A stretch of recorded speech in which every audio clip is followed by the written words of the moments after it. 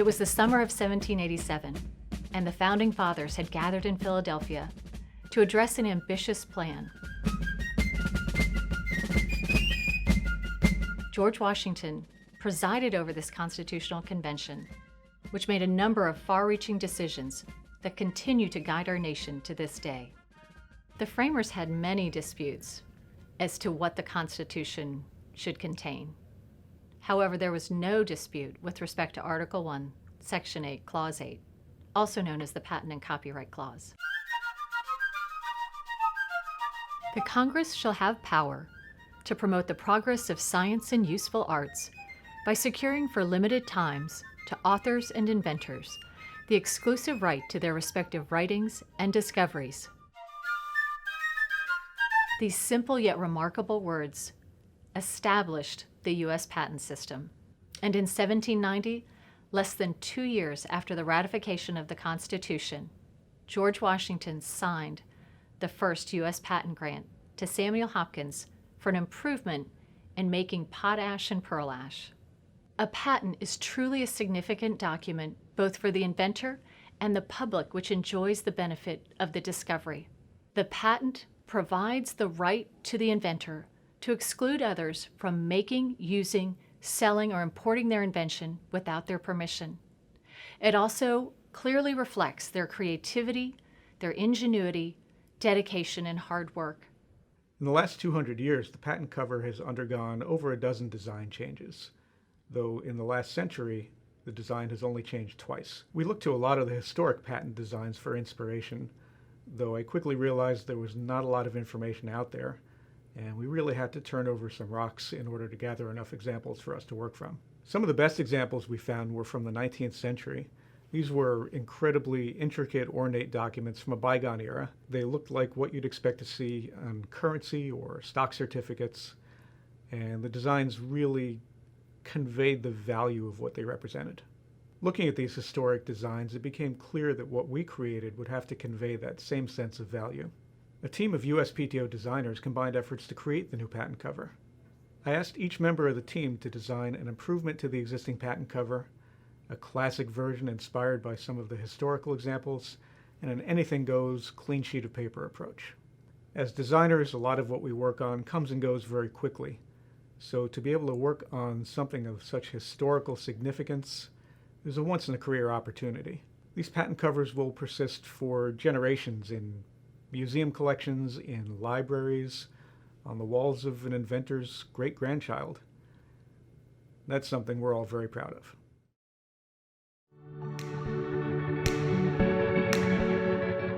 Good afternoon. I'm Ellen Stofan, the John and Adrian Mars Director of the Smithsonian's National Air and Space Museum, and it's my pleasure to welcome you to today's program celebrating the 10 millionth patent issued by the United States Patent and Trademark Office and exploring the history and future of American innovation.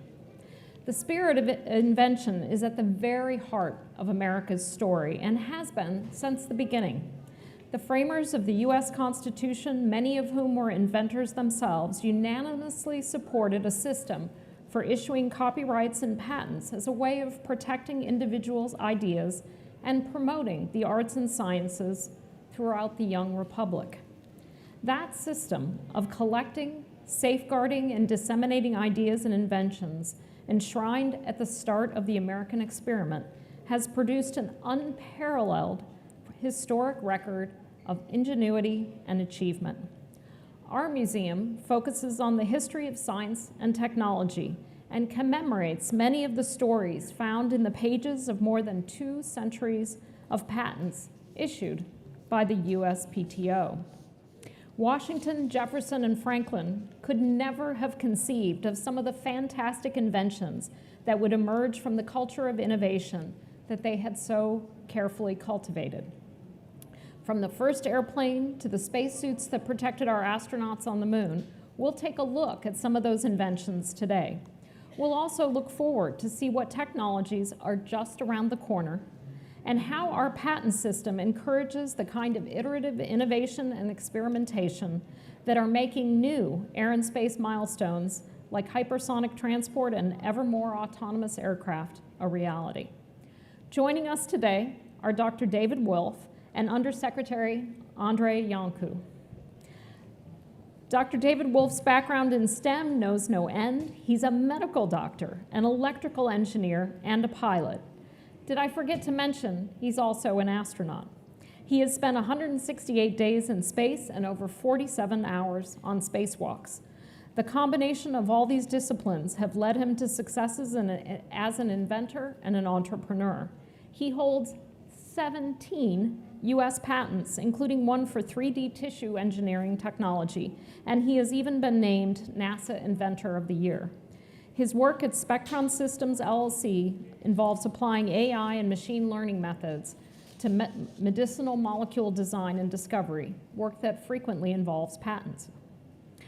Undersecretary Andrei Iancu is the Undersecretary of Commerce and Intellectual Property and the Director of the United States Patent and Trademark Office. The USPTO is one of the largest intellectual property offices in the world, and he leads the 12,000 employees that carry out the work of that office. He also advises the Secretary of Commerce on domestic and international intellectual property policy, drawing on his vast experience working in intellectual property litigation and education. And thanks to his time as an engineer at Hughes Aircraft Company, he also has a distinct appreciation for how patents USPTO issues work. Undersecretary. Thank you. Thank you, Ellen. Thank you to the Smithsonian for organizing this event and for the great partnership between the USPTO and the Smithsonian.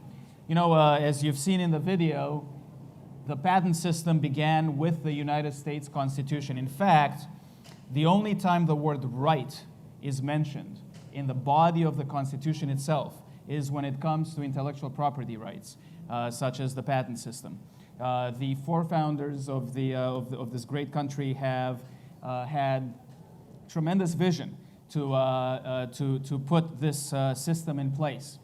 And because of it, we are here today, I think, as a direct result of the intellectual property system that they established in the Constitution. If you think about it, 150 years ago, just 150 years ago, in the span of human history, that's almost nothing. But in 150 years, where were we 150 years ago? There would be no light. No human being flew anywhere. We would be communicating by carrier pigeon. What we have accomplished since the establishment of this country, all with United States patents, is unbelievable. With US patents, we have made flight, light, we are curing cancer, we're communicating with tiny devices in our pockets, which, by the way, Dr. Wolf, I believe there's more technology and more power in one little phone nowadays than in the entirety of the Apollo mission, which is absolutely remarkable. So here we are, 228 years later, and 10 million patents later, and it's been a remarkable path, but most remarkable, I believe, is what the future holds. And we'll talk a bit about that today, but we are looking at a new era for space travel. We are looking at unmanned vehicles, new cures and treatments for disease, and unbelievable new ways to communicate, computing power that we haven't yet even contemplated. So I think the future is at least as exciting as the past. Thank you. David, nice to have you here today. It's an honor. Thank you, Ellen. When I think back at the things your office is doing and you have done at NASA and here at the Air and Space Museum, innovation is something that is mushrooming in the world and in our country. And intellectual property is the core of that. It's changing so fast. I look at young people out here in the audience, and it used to be that my great-grandfather opened a car lot in Indiana, the first one. It was called Used Horseless Carriages. I worked at that car lot 3.5 generations later. Now, when you enter college, the area of work you go into may not have even been invented yet that you will exit college into. The rate of change is so fast. And protecting that intellectual property so it can be commercialized, brought to bear as improving the quality of human life is crucial, whether it be by patent or other methods. A lot has changed in the years. When did the patent office start? 1790. 1790. It's had to adapt, and this rate of change must be a great challenge to you. I'm sure we'll talk about that. And the technologies being examined by your examiners take remarkable skill. I look forward to understanding that better myself, just as our own companies, such as Spectron, applying artificial intelligence to resolving many of the problems in the pipeline of pharmaceutical development, as well as tissue engineering. Excellent. Well, what we're going to do today is we thought it would be fun to bring up a number of kind of famous historical patents and have a little chat about them. So the first patent that we're going to be discussing today takes us back to the early days of aviation. It was filed by a pair of brothers that everyone in this room has likely heard of, Wilbur and Orville Wright. Their 1903 Wright Flyer, which had its historic first flight at Kitty Hawk in December of 1903, wasn't the only aircraft they built. This patent, which was filed early in 1903 and awarded in 1906, is actually for an earlier glider they invented. Andrei, can you tell us a little more about this patent? Sure. So humans have been pursuing the ability to flight ever since we've been on this planet. We were always watching birds, but could never figure it out. Until the 1900s, as you said, early 1900, with Wilbur and Orville Wright. People were working, trying to figure out flight in the years prior to the Wilburs. And what they were mostly focused on was power. How do you get off the ground? And how do you, if you're off the ground, how do you maintain power once in flight? What the Wright brothers did is to focus instead on controlling the aircraft. Once they weren't so worried about the power to get off the ground. The key was once you're in flight, how do you stay over there and you don't fall down in case a wind sweeps you to the side or if you have to make a turn and the like. And what they came up with was this concept of wing warping, twisting the wings a little bit against each other so that they can control the direction of the aircraft. And I'm sure that Dr. Wolf can explain a bit better about how the warping of the wings makes you turn the plane. Well, it is, of course, important that you get asymmetry of the lift so that the airplane will turn. One thing strikes me immediately looking at this patent. The vision they had at the time is enormous, but winged aircraft went on to not moving the wings, having ailerons that move and other aero surfaces. But what's amazing is the vision. The most modern techniques being developed now are actually entail some of those properties of adaptive aero surface shapes. And I'm wondering if that will become prior art in some degree to the Wright patent. It could very well be that the Wright brothers anticipated that technology 100 years earlier. You know what's interesting? You mentioned ailerons. So after the Wright brothers came up with their patent, they obviously had patents and controlled the field in the early 1900s. But competitors began to come up with new technology. They wanted to fly planes as well. So Glenn Curtiss, of course, from Curtiss Aircraft, came up, had his own plane. Litigation ensued because the Wright brothers thought that they owned the patent. So Curtiss, together with Alexander Graham Bell, by the way, from the telephone, but he got into airplanes as well, they needed to get around the patent that the Wright brothers had. So they invented something new, which was the aileron. And then there was a lot of dispute about how different it is. But see, that's the beauty of patents. Not only does it incentivize the initial invention, it also incentivizes competition and inventing around, and therefore making something yet further improvement. One of the things I love about the Wright brothers is the fact they obviously started as bicycle shop owners. And in a sense, they kind of came at the problem sideways, but really looked at all the different aspects of an airplane, used wind tunnels to extensively test. They really incorporated a lot. But to me, it's that spirit of innovation that you must see all the time at the patent office, this idea of looking at a problem sideways, maybe looking at something in a way that people hadn't before to get a new insight.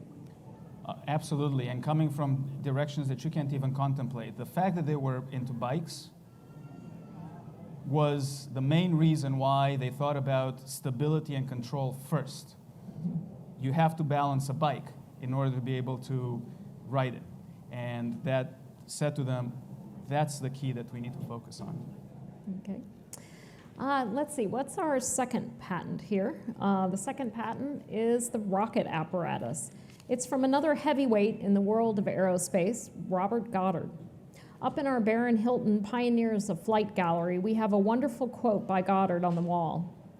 "It is difficult to say what is impossible," he said, "for the dream of yesterday is the hope of today and the reality of tomorrow." He understood that the importance of inventing and ultimately obtaining a patent is being able to be forward-thinking and dream up and ultimately engineer the next great innovation that the world needs. He had over 200 patents, and this one for a rocket apparatus was the very first one he received. Andrei, what can you tell us about this patent? So it's from 1914, mind-boggling. He was doing rockets in 1914. So that's number one. But he came up with a multi-stage rocket design for launching and then orbiting. So the idea was you had the first rocket that within it included a smaller rocket. So the first rocket launches, and then the second rocket launches from inside the first. And the second rocket can hold the payload, the things that you, in his case, it was a recording mechanism, but it could obviously hold a variety of other things as well. You know, it's so amazing the work that he did, and I think it was interesting, obviously, again, just like with the aircraft, there were people around the world who were all pushing on this same problem, this idea of rocketry and how to do it, but getting the patent was so critical because you had to protect that intellectual property, and I do think that's one of the amazing things about this whole issue is how do you protect your great idea, your innovation, and the system that we have really does protect that. Correct. It incentivizes the development in the first place. Once you've done it, you've protected it. So that's the second benefit.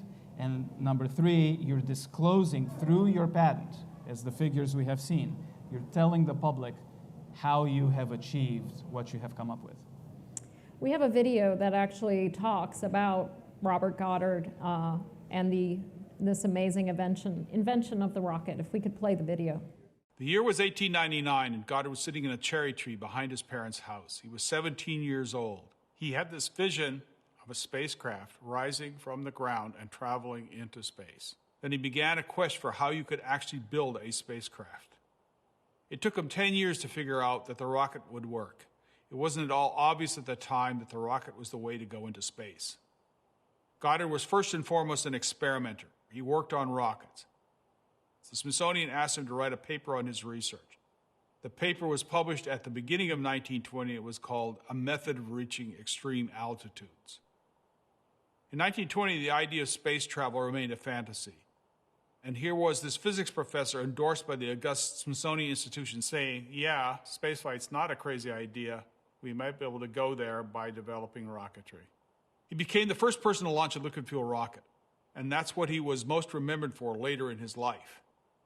But he was chasing this dream that he could find a practical way to go into space. He was always hoping that he was on the verge of a breakthrough, that this next rocket would be the big rocket that made it into space. He never was successful in doing that. He died on August the 10th, 1945. We celebrate Goddard because he was one of the earliest rocket pioneers. He inspired people to believe that space travel was possible, that it wasn't a crazy idea. David, just a few days ago, we saw a successful rocket test for the New Shepard Blue Origin rocket, bringing the booster back and successfully bringing that capsule back down to Earth. How does it feel as somebody who's actually sat on top of one of these things when you see this progression that we've been going through from these early days of rocketry of Goddard all the way up to SpaceX, New Glenn, New Shepard, the rockets of tomorrow? Mm-hmm. Interesting, there's themes that seem to go all the way back. Andrei mentioned even the Wright brothers' patent control. They came from a bicycle factory. Innovation's a messy process. It's not usually the right person in the right place that you predicted. A company can't say, ready, innovate, and get the right answer. You have to fertilize the ground. That got mentioned. You mentioned control. And then the later rockets, the next patent you mentioned, had means of control with gyroscopes and control systems, improving control. So that's the theme. Now we do rendezvous and multiple spacecrafts. Fleets, swarms of smaller spacecraft are being launched right now. These themes are being improved upon constantly, and these improvements then become, if they meet the criteria, improvements and new patents to protect. The young people here can certainly look forward to a very vibrant space program if their parents will sign the permission slips, and I think they will. But we can look forward to there is no question this country will be on top, #1 in space flight. A very aggressive program looking forward. The administration is very behind space at this point, and we can expect to be leaders of the world in space. Excellent. All right, our next patent is another thing that we're pretty proud of here at this museum. This patent is a description for it's a space capsule, and it aligns well with America's space mission of the time it was issued. A manned capsule, right now we prefer to say crewed, not manned, capsule configuration capable of being launched into orbital flight and returned to the Earth's surface. If this sounds familiar to you, I wouldn't be surprised. You can see the result of this patent in our Boeing Milestones of Flight Hall. John Glenn's Mercury Friendship 7, in which he was the first American to orbit the Earth, and Ed White's Gemini 4 capsule next to it, are direct descendants of the technology outlined in this patent. And taking a look at this patent and all of its many components also drives home the point even more clearly that launching a person into space is really difficult, complicated work with a lot of variables and variations to consider. Andrei? Yeah, so really the greatest advances in human technology have been patented and have US patents behind them. This is a very good example, as you've indicated, the patent behind the Mercury capsule and the like.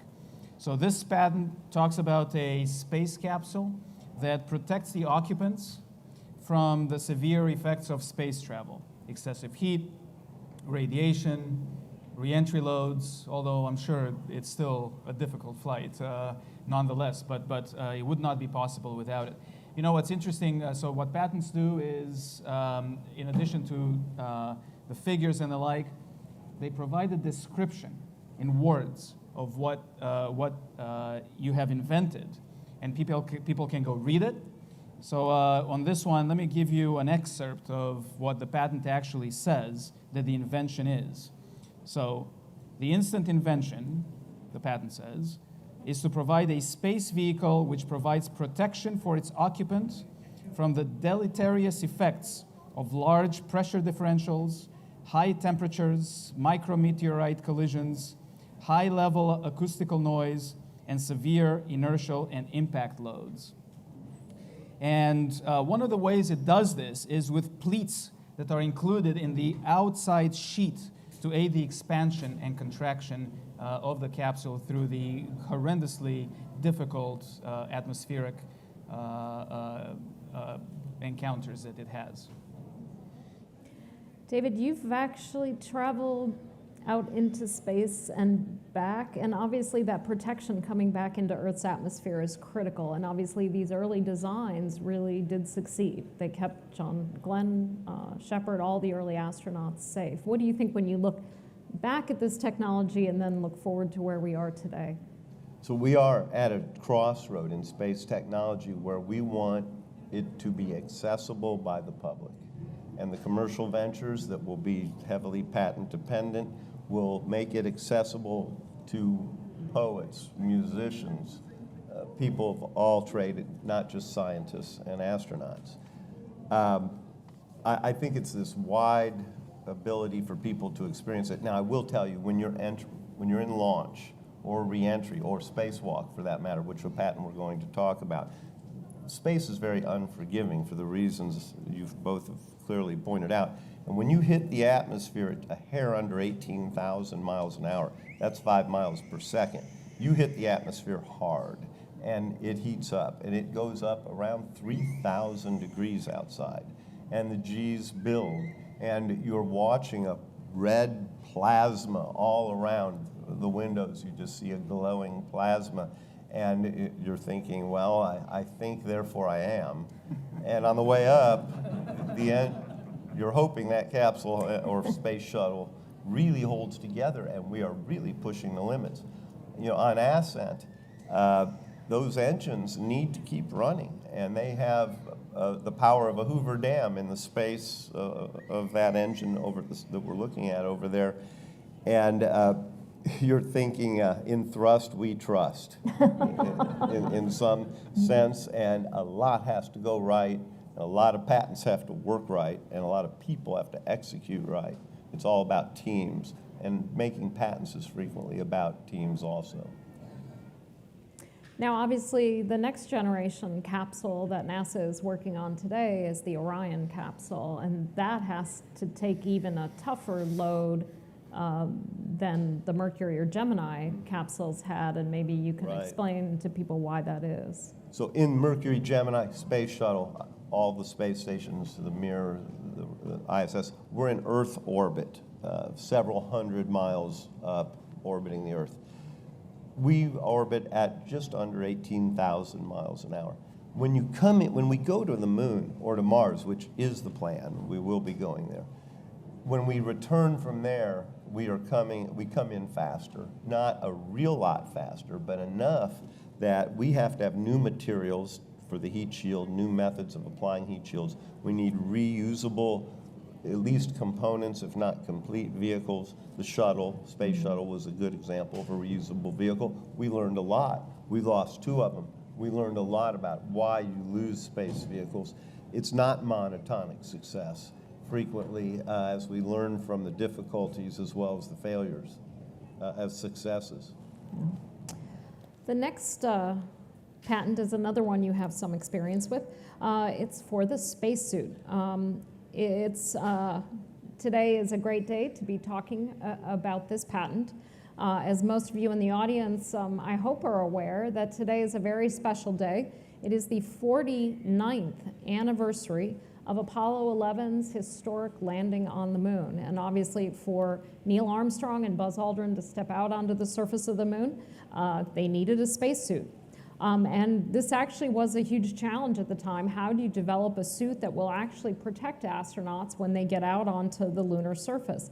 The suit outlined in this patent would allow astronauts to freely perform extravehicular activities, moonwalks, for a limited period of time.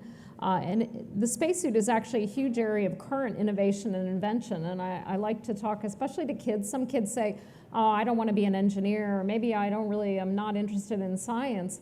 I really like fashion. And I say, we got a job for you at NASA, because we need spacesuit designers, because we always need better and better spacesuits, especially that spacesuit that will be adaptable to help astronauts on the surface of Mars. Andrei, what can you tell us about this patent? It's an amazing patent.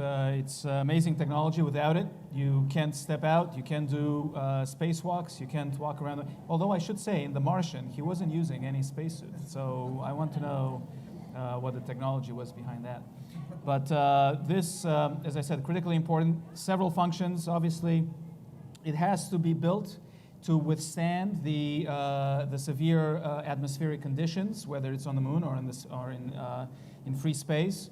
It has to give freedom of movement to the limbs, and it's easier said than done. It has to be pressurized. It has to be a pressure-sealed bladder, basically, and a pressure-sealed environment that maintains strength, maintains the pressure within it, and at the same time allows for freedom of movement of limbs as you go around. Also, little known fact, it has to allow for the natural body functions, because I think astronauts are human after all, right? David, if you could just give us a 2-minute description of what it actually feels like to be in space, in a spacesuit, looking back at this planet. Maybe I'll mention my first spacewalk. Okay. And it was in a Russian suit. I think I know that something bad happens. So. We did run into a little difficulty. Okay. Almost spent the rest of our life in that spacesuit. It was a Russian suit from a Russian spacecraft. They build fine equipment. It has nothing to do with that. And I went out with the most experienced spacewalker in the world, Anatoly Soloviev. We were talking to Russian ground controllers. And we did our job outside, which was to do some repair work outside on the vehicle.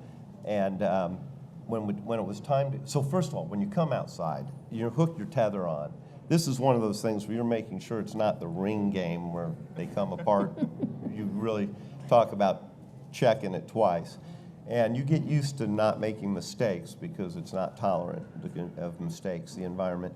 But you get good at it, and it becomes like walking. And I came out at night in the dark over the ocean where there wasn't much to see.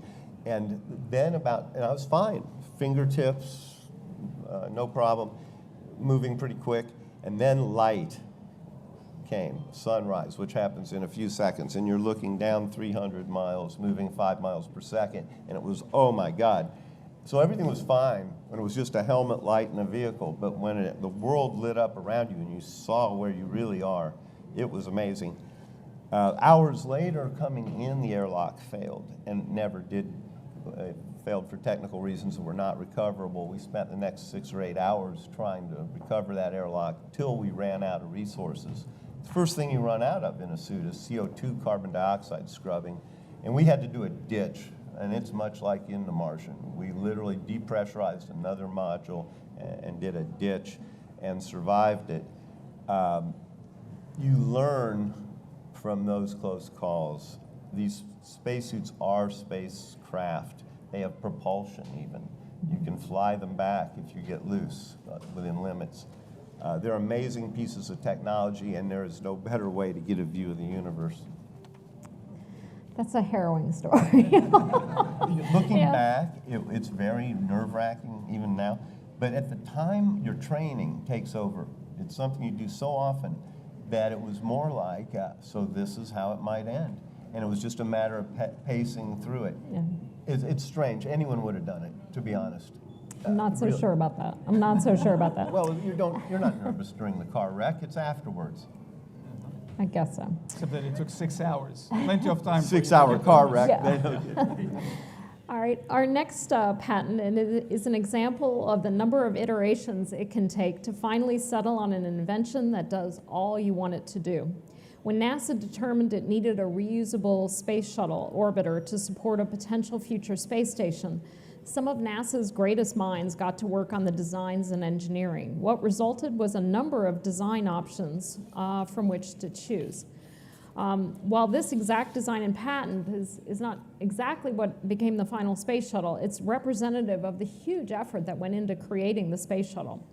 The next time you are at our Stephen F. Udvar-Hazy Center in Chantilly, Virginia, and you marvel over the beauty that is our space shuttle Discovery, think about all the people who rose to the challenge of creating an orbiter that could enter low Earth orbit, return to Earth, land like an airplane, and do it all over again in a few months.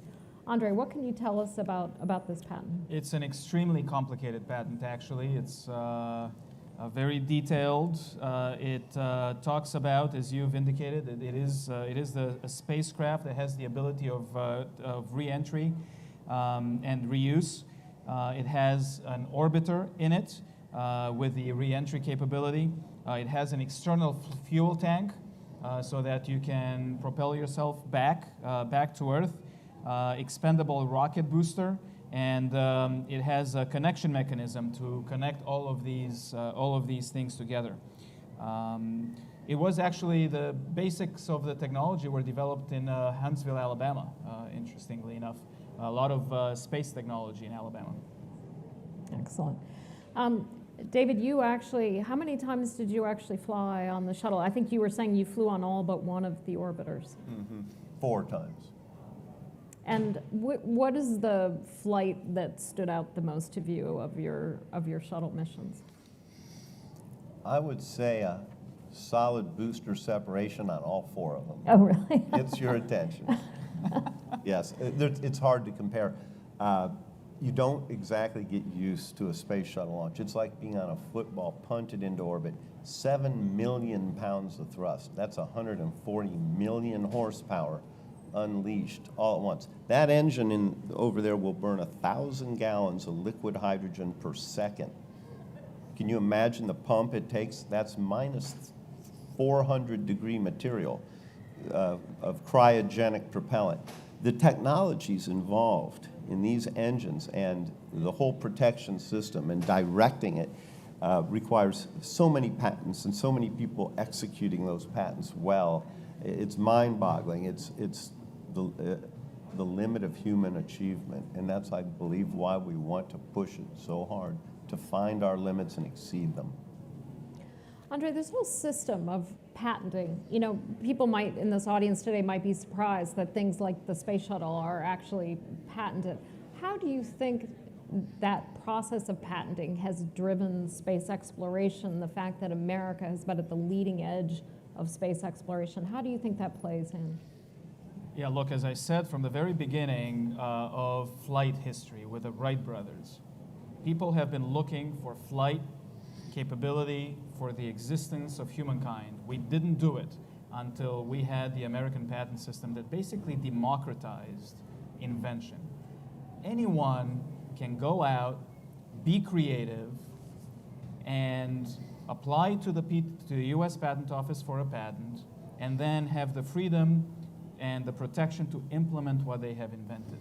It wasn't like that before our founders established our system. You had to be friends with the crown. You had to pay lots of money to be able to be in a particular field or get a patent and be protected. Here, everybody can do it. Individuals in their garages, like the Wright brothers, or teams at NASA, as the folks who have developed the space shuttle. Here's another very practical point. None of these big technologies happen only in one place. It requires a public-private type of a partnership. The government, NASA, and private industry, they work together to achieve these amazing feats of technology. At a minimum, private industry needs to know that it is protected after they invest millions or potentially billions of dollars into a technology. They need to have the comfort that if they come up with something, at least it has a limited time of protection. Excellent. Now, these next 2 patents that we're going to look at happen just to have been designed by the very talented David Wolf, who sits on this stage today. And they also, I will say, go right over my head, so I'm going to let David explain to us what they are, because they are actually pretty amazing. These 2 patents are my favorites of personal ones that have been involved in. I will say it's not just me, the inventor on these. It's our team at NASA. We believed initially that we could grow cells, human cells, outside the body in space with very gentle conditions. They won't fall and crush each other and suffocate each other. So we thought we could make new medicines in space this way. The messy process of innovation always is, we got a completely different, unexpected outcome. When we simulated zero gravity, as you see here, our very first prototype that we ran the first day, the tissue stayed alive on Earth by simulating zero gravity with spinning conditions. And so part of the patents is how you simulate zero gravity on Earth. And we made a spin-off technology that's now used worldwide for growing tissue 3-dimensionally. That's what we got. We didn't get the right answer. NASA was mad at me for inventing this. I didn't get what they wanted. They wanted medicine made in space, and what we gave them was human tissue being formed outside the body. Here's an example. This is an electron micrograph of several 100,000 cells, the small parts are cells, of a human colon cancer grown three-dimensionally. Now, this cancer is something that needs research and must be stopped. And unless you can grow it accurately outside the body, you can't study it. So this has correct genetic behavior as a actual real human cancer in the body. So we created a new technique. It works for normal tissue too. One of my endeavors is bringing that from the research lab into commercial, and you'll be seeing that patent coming through in not too long. These patents show how you don't get always the result you want. You have to seed the ground for innovation and in a sense, accept what you get. And companies can have a hard time when they paid all the money, all the research, that they got the wrong invention. Because it's hard to say, okay, ready, invent X, Y, Z, because you don't know yet how to do it. Do we have any idea how long the gap is between an idea and a patent?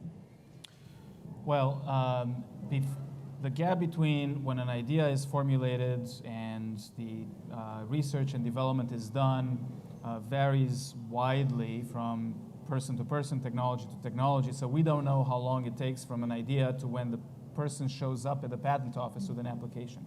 However, once you show up at the patent office with an application, it takes on average 24 months, on average, for us to issue a patent. So about 2 years, sometimes a little bit less and sometimes a bit more depending on the technology. And David, do you see sort of low Earth orbit and the research that goes on the International Space Station? Do you think that's a potential rich area for future patents? It is. The International Space Station is an international laboratory, as a national lab would be for our country, but for all the countries. It has a unique resource, a unique variable. Most people, we all think of gravity as a constant, not a variable that can be adjusted in a system. In that laboratory, the orbiting International Space Station, gravity is a variable. It's a new variable that can be adjusted, and a whole plethora of new technology should come out of our infrastructure in space that we're currently developing. The International Space Station was a forerunner, a first attempt at a major laboratory in space. And we learned an awfully lot about how to and not to do it as we move forward in a commercializing and industrializing cislunar or Earth-Moon system. And that brings us to the reason that we're here today.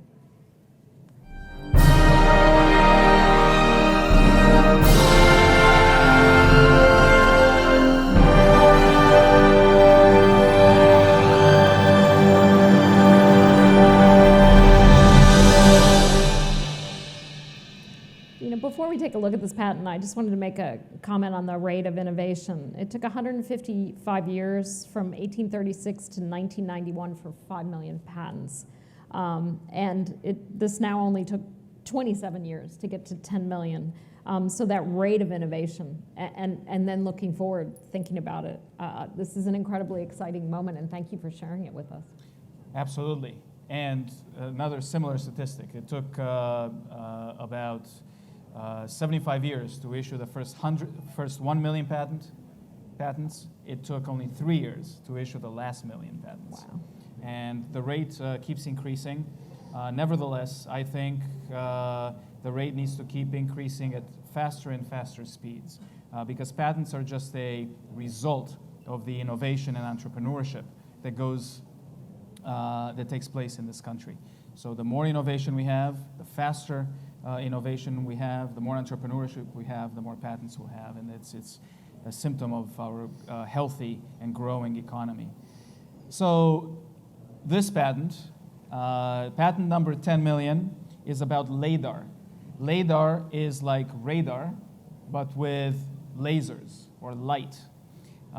Instead of bouncing radio waves off of walls or vehicles or moving or other objects, you're bouncing light signals. It is significantly more accurate than radar, and it can take place at much faster speeds.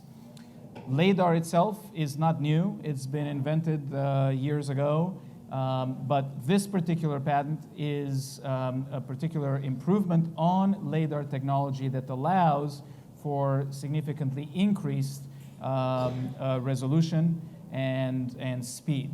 It has wide applications. Importantly, for autonomous vehicles, whether it's on land or in space, for environmental detection, such as atmospheric events or water surface events, moving vehicles of all kinds.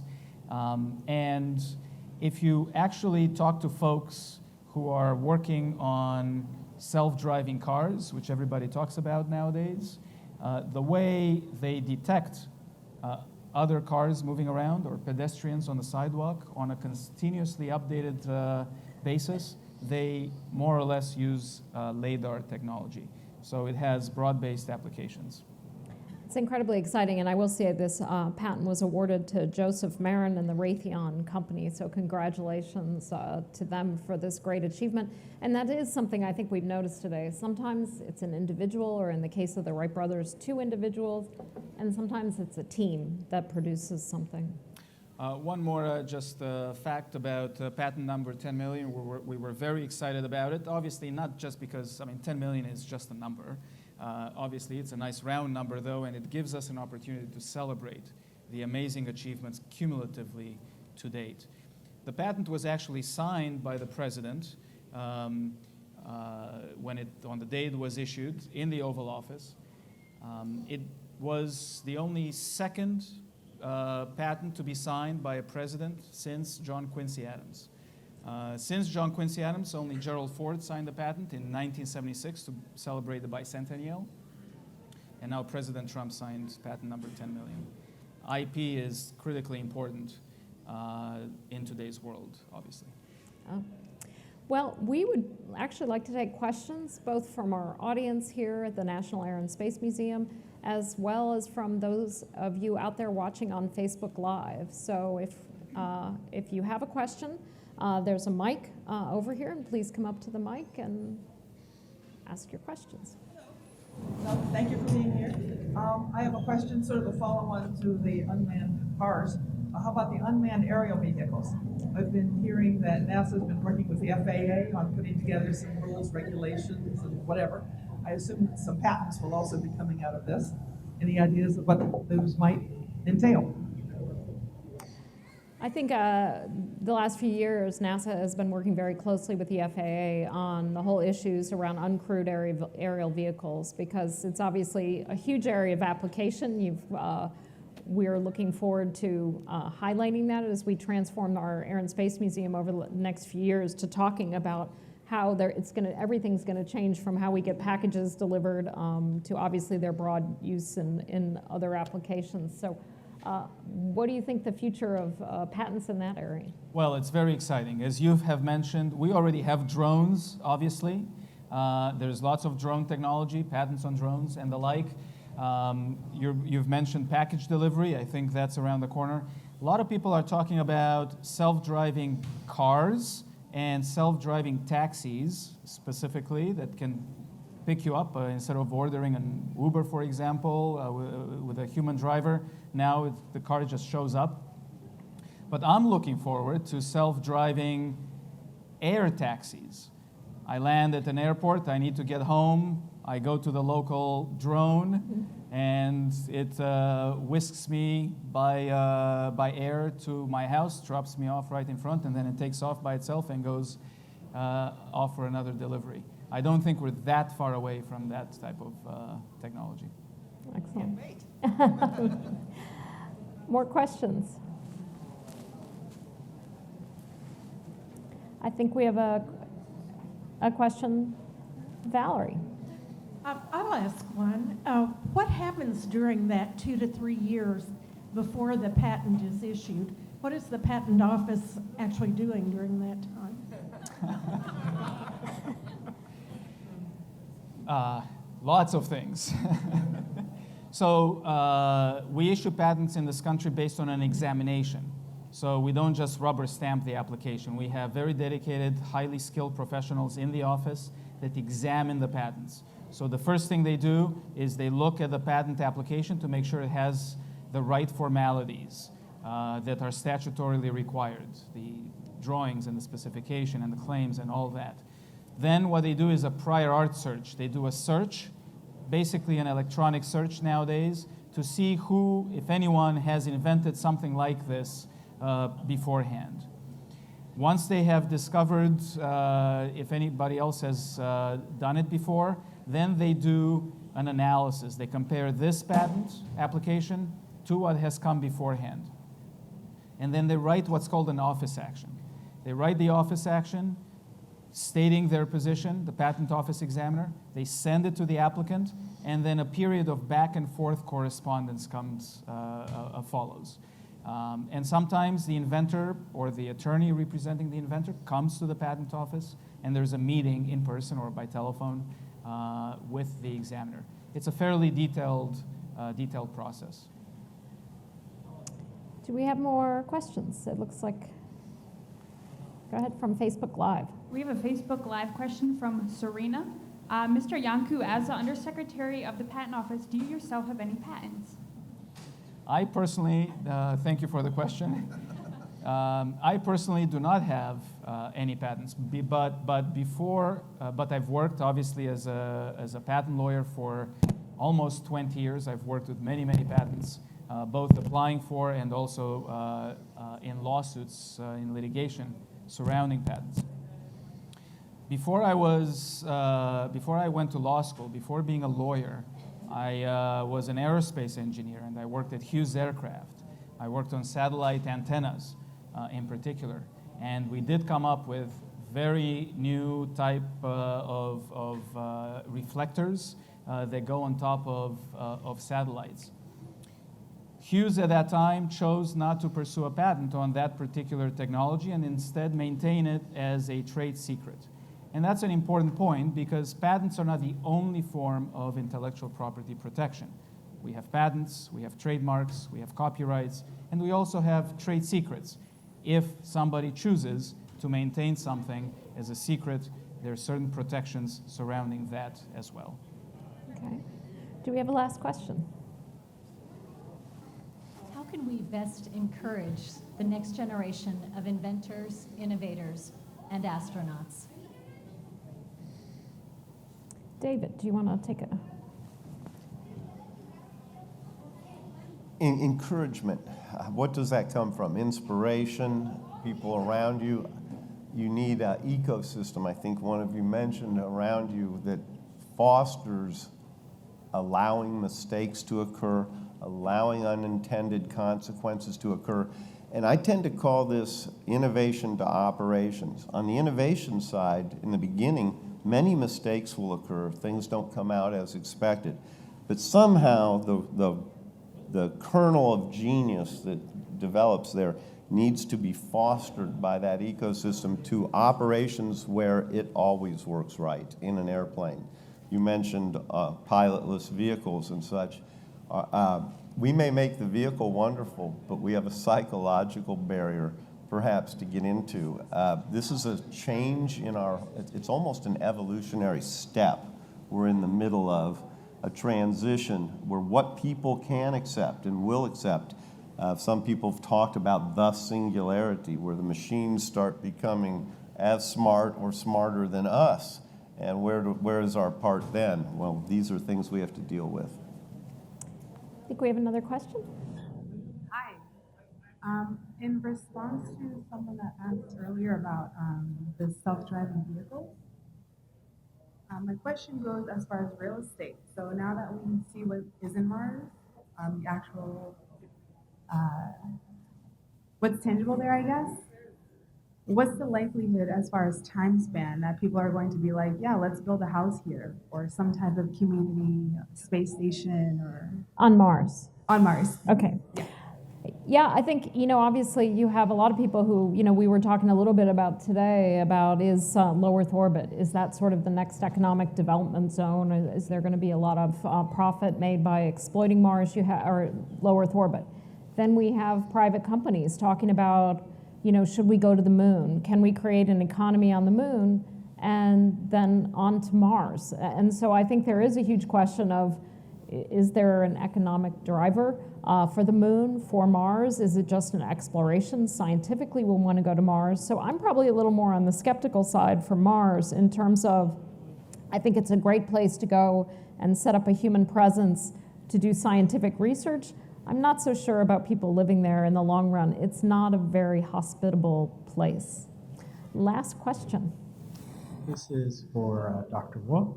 I understand the issues of growing human cells in gravity and wanting to be able to create the three-dimensional structures. Why did you want to start pushing electric fields? Because I know two of your patents were growing cells in the presence of an electric field. Why did you want to do that? So many things, as we've mentioned in patenting, is improving upon earlier patents. Once we had this low energy situation that allowed cells to move freely and assemble three-dimensionally, now they will respond to guidance of very low forces. So we applied electric fields to position them as an augmenting improvement in the construct, in the three-dimensional construct. So essentially that base invention that I picked as my favorite, it enabled another 15 or so patents that built upon that as improvements. That was one of the improvements that you're asking about. Well, I want to really thank everybody for coming here today. Thank you for attending our talk on patents. It's an extremely exciting event to celebrate the 10 millionth patent. I especially want to thank Undersecretary Iancu and the U.S. Patent Trademark Office for sponsoring our event here today, and Dr. Wolf for coming in and chatting with us. Thank you all for attending. Thank you.